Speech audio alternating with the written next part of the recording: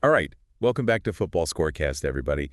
If you're loving these deep dives and you want to make sure you don't miss a single one, well, hit that subscribe button. You'll get a notification the second we put out a new episode. We're serving up those hidden stats, the ones that don't always make the headlines, But can seriously impact your predictions. or at least give you a better sense of how these teams are really playing. Yeah, exactly. No need to go on some crazy internet deep dive yourself.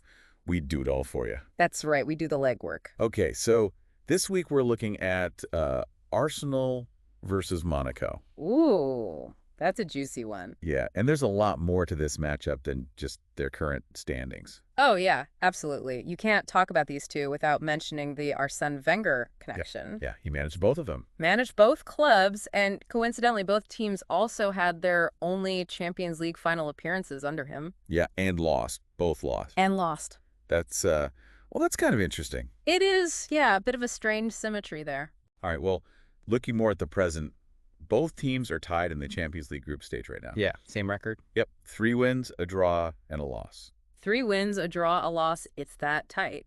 And get this.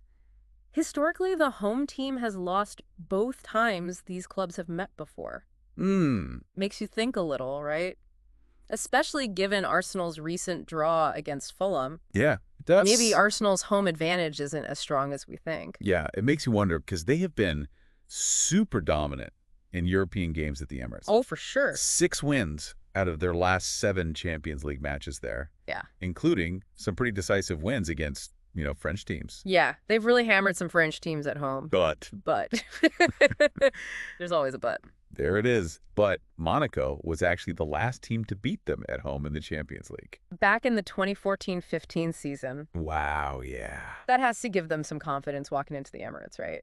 Yeah, you'd think so. So, okay, goals scored. Monaco's only ahead of Arsenal on goal difference right now, but they've actually scored more goals straight up in the tournament. Yeah, that's right. And they've actually got a really strong record against English clubs in the Champions League, historically. Okay, lay it on me. 5 wins out of their last 7. They're not afraid to hop across the channel and take home the points. Okay, so looking at Monaco, their win against Bologna recently was their first away win in the Champions League in 8 games. Oh, wow. Not counting qualifiers, of course. Does that mean they're turning a corner with their away performance? Potentially, yeah. Could be a sign that things are starting to click on the road for them. But let's dig a bit deeper, look at some of the tactics, because there's a pretty interesting potential matchup here. We've got Arsenal center back, William Saliba.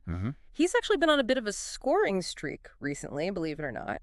And he's up against Breel Embolo, who, as we know, is a goal machine, especially in the first half. Wait a minute, Saliba. Scoring goals. That's not exactly typical for a center back. It's not. But he's been really dangerous in the opponent's box lately.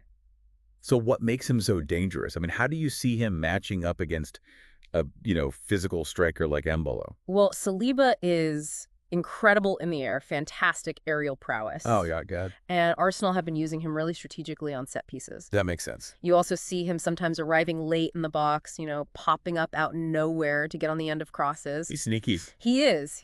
But Embolo's a tough one to handle. Yeah. He's quick, he's powerful, and he loves to just run in behind the defense. So it'll be really interesting to see if Saliba can keep up with those runs and use his physicality, to kind of keep Embolo quiet. Yeah, for sure.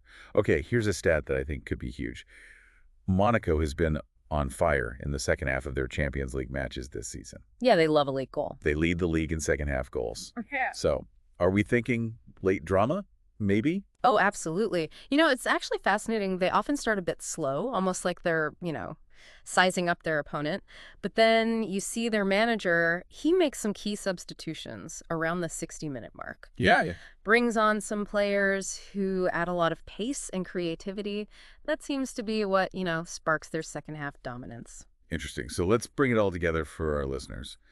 Arsenal, they're strong at home. Yeah. But you were saying earlier Monaco was the last team to beat them at the Emirates. That's got to give Monaco some confidence going into this match. Oh, absolutely. I mean, listen, this is going to be a tactical battle. Yeah. Can Arsenal, can they capitalize on Monaco maybe starting a little slow and grab an early lead? Right. Or are we going to see Monaco kind of weather that early storm and then unleash that second half firepower we were talking about? Yeah, I like it. I mean, that's the big question, isn't it? Yeah, it is. So we want to hear from all of you listening. Will Arsenal's home advantage be enough, or will Monaco keep up their scoring streak and pull off an upset?